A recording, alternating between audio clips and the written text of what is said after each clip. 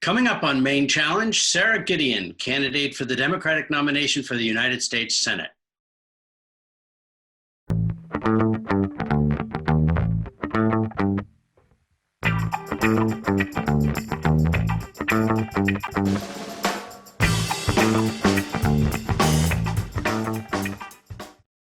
Hello and welcome to Maine Challenge. Each week, we take a dive into Maine's critical issues like the election, social justice, healthcare, and more. Today, our guest is Sara Gideon, a candidate for the Democratic nomination to the U.S. Senate. Welcome, Sara. Hi, Chuck. How are you? I'm doing well. It's great to see you. It's sort of a distraction because I feel like giggling. Sara, for the audience, the thousands of people in our studio audience, Sara and I were seatmates in the front row of the Maine House of Representatives for 2 years, and there's obviously some lingering silliness, which we're just going to have to get past. Absolutely. Thanks again for coming and for being a part of this. We're really glad to have you here, and I know you have a very interesting race, and it appears that you're doing very well. My first question, I guess, is about the election. Were you in agreement with the postponement of the primary from a June date to Tuesday, July 14th? So first of all, good morning, Chuck, and thank you so much for having me also. So let's dive right into your question. You know, the most important things for me are twofold, really. Number one, making sure that people are able to stay safe and healthy in terms of this primary vote, but also making sure that everybody has the ability to exercise their right to vote. And I think that moving the primary from June to July gives us a better chance to accomplish both of those goals at the same time.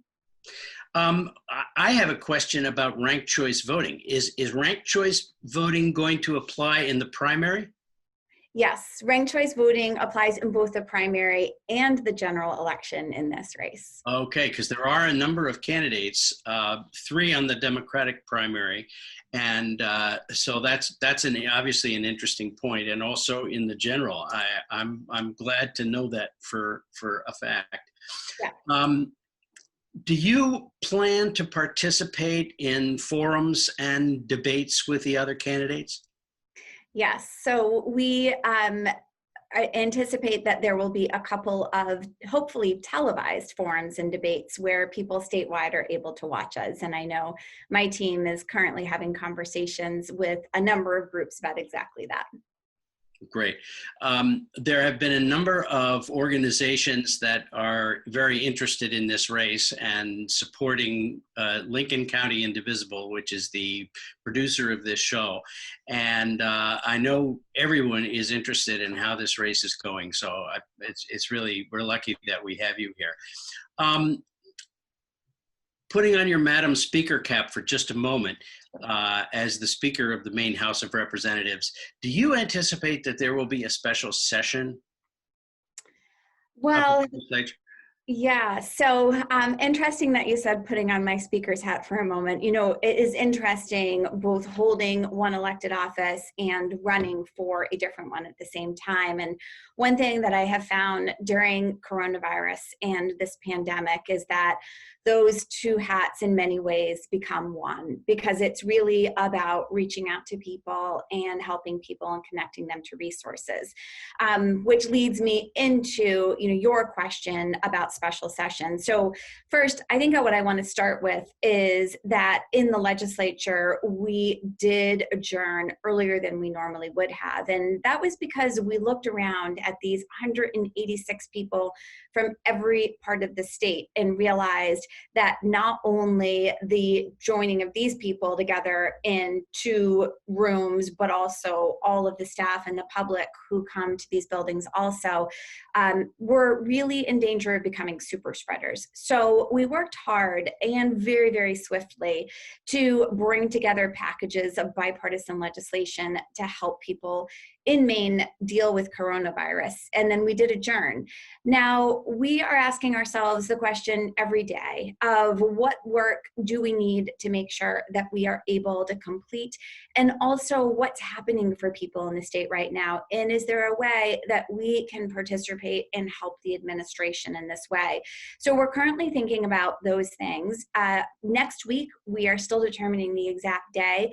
The Appropriations and Financial Affairs Committee, lovingly known as AFA, will begin meeting on a regular basis so that they can gather all of the information for the legislative branch about what is happening, both in terms of state revenues and expenditures, but also really getting a better sense of what the needs of Mainers are out there. And we anticipate that that might be followed by other committees of jurisdiction around certain issues as well.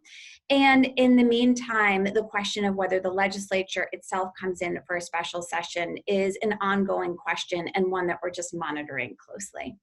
So it hasn't been decided, but it seemed to me in following the legislature as I do, that there were a lot of unfinished pieces of business, and the legislature is not set up to adjourn the way you had to this year. And so there must be a bunch of bills still in committee that need to be reported out and disposed of in both chambers. So I was thinking it would be logical that you would have one, but I also think about the complication of doing what we've always done. I mean, no one has seen anything like what we're dealing with right now. So that puts a lot of challenge on you while you're running a campaign for federal office to be also minding the store in a very big sense. Yeah. So, I mean, look, first and foremost, and this is where I said that it's really one hat, my job is to be thinking about what is happening in the lives of Mainers, making sure that my team, both teams, are constantly reaching out to people and hearing what's happening and connecting people to resources, or thinking about how we lift issues up to the administration and to Governor Mills, and or how we can also support and make a difference on those issues in the legislative body as well. But as you pointed out, Chuck, it is and was an unusual way to adjourn, but it is, of course, an unprecedented time. And the most important thing, no matter who we are or whether we hold an elected office or not, is looking out at the people around us and seeing where needs are and how we come together to address them. Because one thing is for sure is that there is only one way that we will make it through this pandemic and then emerge on the other side and really rebuild what life needs to look like for people. And that is if we are working together to do it. Absolutely. Well, I appreciate that spirit, certainly, very much. Looking at your campaign now, you must find it very frustrating, and I certainly, just as a viewer, but also an interested observer, the advertising is very disturbing. To me, as a longtime viewer and political junkie, I just find some of these advertisements deceptive and misleading.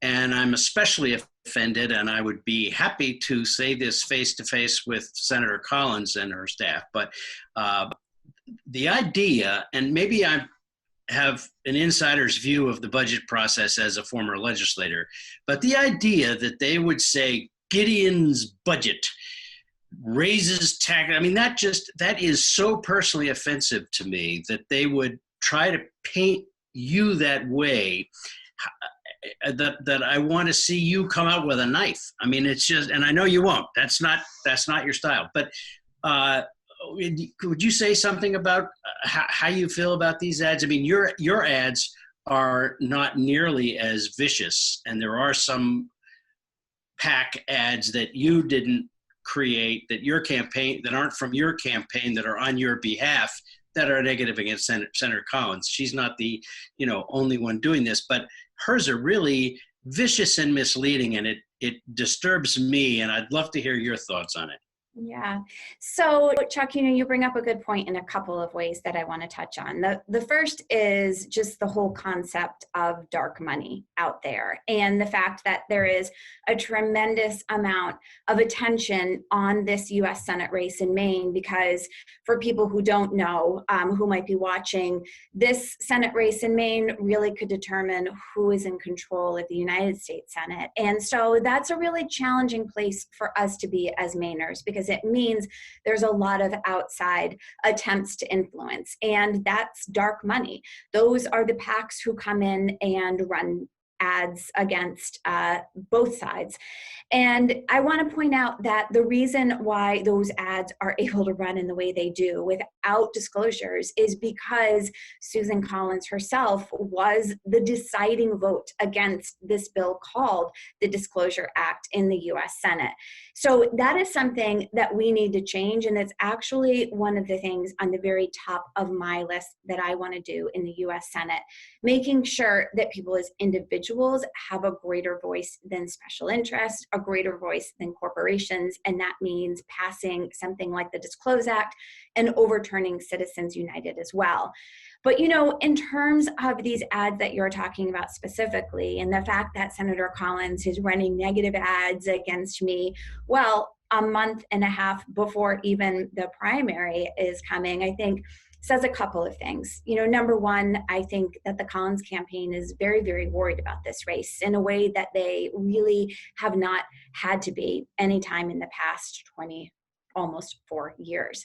Now, the other thing that's going on here, though, which I unfortunately think that we need to be getting used to, is that the Republican Party and the GOP are going to continue to come after the front runner in this campaign and against Senator Collins. And we've seen it for months in the past, and we are seeing them really step that up now with new ads almost on a weekly basis that are purely negative ads. It's a tough time to be interested in politics. I find myself often wanting to just turn off the TV and close the windows and not pay any attention, but what's going on is so important. I have another observation that I would like your opinion on. Sure. It seems to me that these demonstrations that have been going on, fortunately, Maine has not seen any with the AR-15s and camo wearing clowns, but they seem to be very partisan. We've only seen those in states with Democratic governors. And I'm wondering if you have an observation on that, or is that just my outside opinion? Well, here's my observation, Chuck. I think that, we often talk about the idea that examples are set from the top down and from our leaders. And I think that this is one example that we see being set really from the level of President Trump. He has long used his cell phone and Twitter account to announce policies or incite people to do things. And that's exactly what he's done around this pandemic as well. Sending out tweets, really encouraging people in certain states to rise up against their governor. The thing about this is, and this is important that we continue to talk about here in Maine and across every state in this country, is that we are in the midst of a pandemic, and figuring out how we both make sure that we are literally protecting people's lives, but also understanding the real financial devastation that is happening for people and how scary that is and how long lasting that can be. The only way that we are able to deal with those things simultaneously and to find our best way through them is if, in fact, we are working together, not fighting against each other. And that's why, as important as it is to point out the lack of leadership on the federal level that we have had so far from this president, and unfortunately from the United States Senate with Mitch McConnell in control of it, it is also equally important to point out the things that we need to do and the fact that it is never too late to come together and to do them. And that includes things like making sure that we're continuing to pass literal relief on to states, to municipalities, that we are literally thinking about how we help and save our small businesses who employ, especially in a state like Maine, so many individuals and whose families rely on those jobs and those paychecks. It's why we have to have a coordinating manufacturing of testing and of personal protective equipment, and a coordination of a supply chain that makes sure that every single state is able to access those in the way that we need. So, yes, let's recognize where the problems are coming from, but let's also continue to encourage people to do the right thing, because all of our lives depend on it. Well, thank you. That's a little bit of a ray of hope. I want to pivot a little bit to January, when you very well may be Senator Gideon, sworn into the United States Senate. You'll be facing a huge budget shortfall after all these stimulus bills that have passed and the money that's been spent.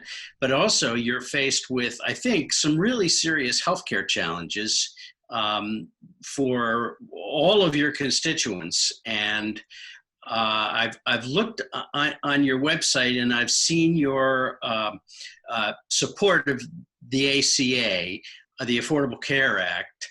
But I'm wondering, in this current situation with 36 million people unemployed and many of them losing all their health insurance, is that going to be enough?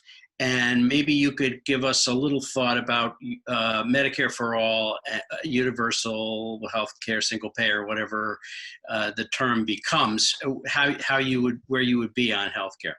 Yeah, absolutely. So so many big questions in there, but really the most important questions, because these are the questions about really how we survive as human beings and how we do well. And I want to start with the premise that I really believe that healthcare is a basic human right.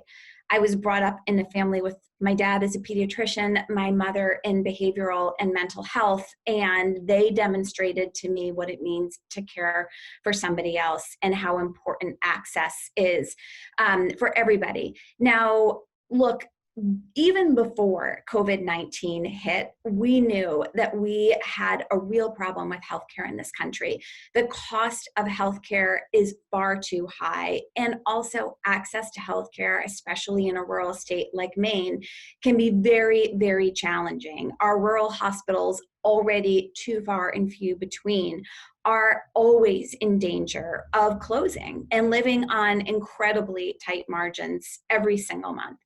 So when we think about what has happened with COVID-19, with so many people losing their jobs and then also losing their healthcare associated with their jobs, I believe that the path and the ideas that I was thinking about before COVID-19 are still the right ones, but that what we are going to have to focus on is how to make them affordable for everyone. So first, let me say that I think that Medicare is a program that is a fantastic model, and that we should allow for everybody who wants to buy Medicare to be able to buy into that program. But that's not quite enough, because we have to also make sure that it is affordable. And I think that means including putting in caps on costs within Medicare for people, but also thinking about, in similar ways to how we built the exchange under the ACA, that we think about additional subsidies for people based on their income levels. And I think that's what we need to do. Now, you mentioned the Affordable Care Act, and I can't let a mention of the Affordable Care Act pass without talking about why the Affordable Care Act is so important right now. And the fact that it is in extreme jeopardy, again, because of a deciding vote from Senator Susan Collins on the 2017 tax bill. And that vote meant that the Affordable Care Act now became vulnerable. Just last week, the Supreme Court began receiving their briefings in Texas versus United States. And for people who are not aware of that court case, that is the Trump and Republican lawmakers' case to completely overturn the ACA. Why is that important? Because whether we are people with pre-existing conditions, which are most people, whether we are parents or grandparents hoping and worrying about our kids, especially these kids who are graduating now, where the job market is decimated and we want to know that they can stay on our health insurance until they're 26, whether we're seniors and we want to make sure that we are not being charged more just because of our age, the Affordable Care Act and the core provisions in the Care Act are incredibly important to every single one of us as Americans, and we have got to preserve and protect that no matter what things look like going forward. The other thing I just want to touch on, which is a little bit outside of what you were talking about in a sense, because you asked directly about healthcare, Chuck, but is going back to that 2017 tax bill overall. And the fact that nearly $2 trillion in tax breaks were given primarily to corporations in this country and to the wealthiest people in this country. Who don't need it. And also, they're not the people here in Maine, they're not the people that, you represented when you were in the state legislature, or that I did, or that I hope to as a United States Senator. And we saw an extension of that slipped right into that CARES Act as well, another benefit going to that 1%. At a time when we are facing a pandemic, at a time when people are losing their jobs, and literally we have unprecedented numbers of unemployment and people whose jobs are maybe never going to come back again. So we need to look long and hard at that, and we need to make changes and take that money and instead invest it in ourselves and think in a very smart and bold and forward-looking way as we come out of this pandemic about the roles that we can play in using that money and getting people back to work. Thank you. When we get warmed up solving this plague, we're going to face a climate crisis, which we already should be facing and may not be doing enough. Any thoughts on how Senator Gideon will work toward that? Yes. First of all, I'm so glad, Chuck, that you called it what it is, a climate crisis. Too often we refer to it as climate change, and that doesn't begin to describe what is upon us. During this pandemic, I, and probably you and so many others, have had this thought of, we looked for years ahead and saw that a pandemic was likely coming, and we had the opportunity to be prepared, but we were not. And I think about the similarities between that, the knowledge of something that exists and how bad it can become, and the fact that we can be prepared for it. And I think about the similarities between the pandemic and climate crisis in that way, and think maybe this will be our opportunity to acknowledge that we have got to take bold and immediate action. I often use the words, these exact words, that I will charge into the US Senate with the belief that bold and immediate action on climate change is an absolute necessity.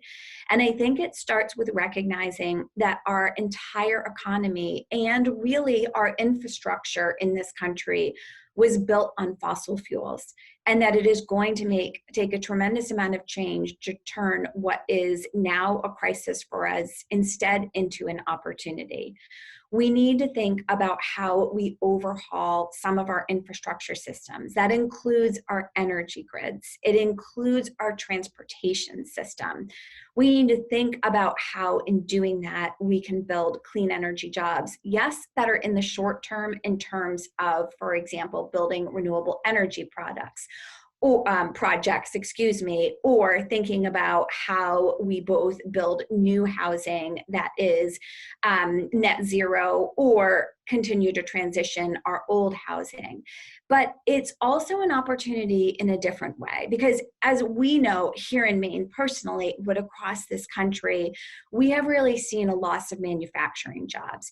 And at the same time as we have done things in Maine and in some other states, like set aggressive goals to increase our renewable energy production, we could be doing that in a way that we also put ourselves on the cutting edge of innovation and technology and start to build the ability to manufacture the components involved in that renewable energy right here in our state in Maine or in our country in general.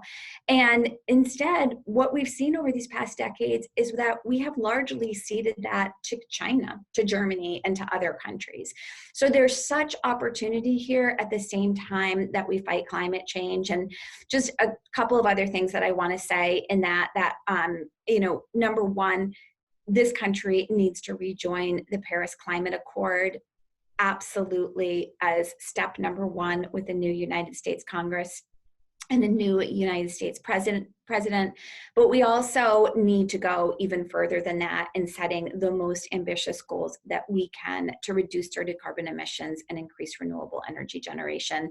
And we can use Maine, in fact, as a model for that. That's wonderful. I really appreciate your use of the word opportunity in discussion of a crisis, because a very wise person said to me once, every crisis thoughtfully approached is an opportunity. And that's what we need leaders to understand and take us in that direction. So I really appreciate your thought of seeing it as opportunity as well as a huge challenge. And it's really multiple challenges. One more thing, we're running out of time. It hasn't taken very long at all to run out of time. But I'd like to hear your thoughts on budgeting and rescuing Social Security in the new budget realities. I mean, it's just stunning to me that we are looking at enormous budget shortfalls in the next year, and how our leaders are going to face that. And I'm just wondering if you have any thoughts on that.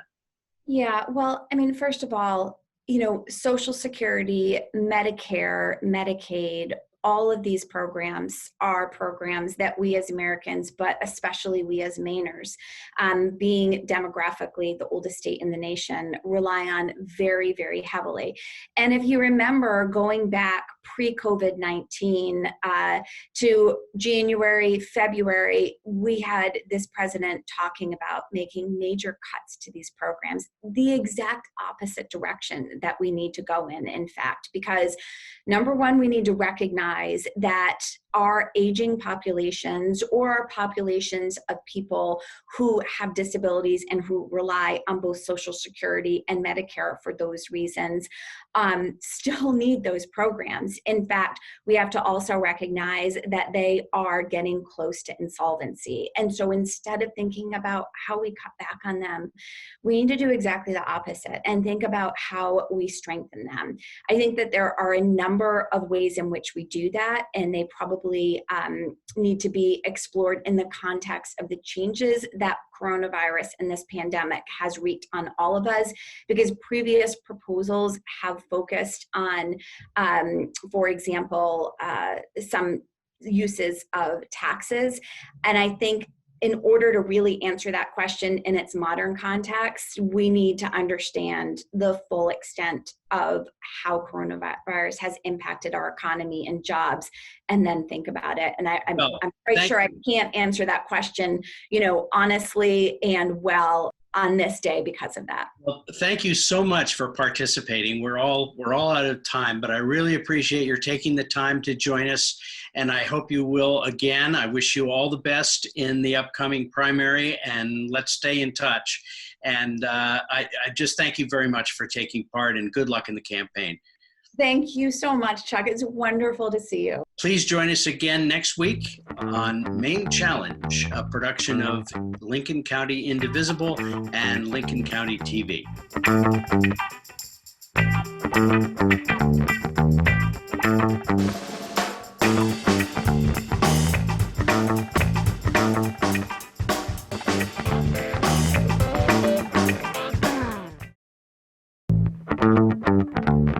Show your support for Maine Challenge and LCTV's programming. We're all about community. Please go to lctv.org to make a contribution. Your support makes us stronger together.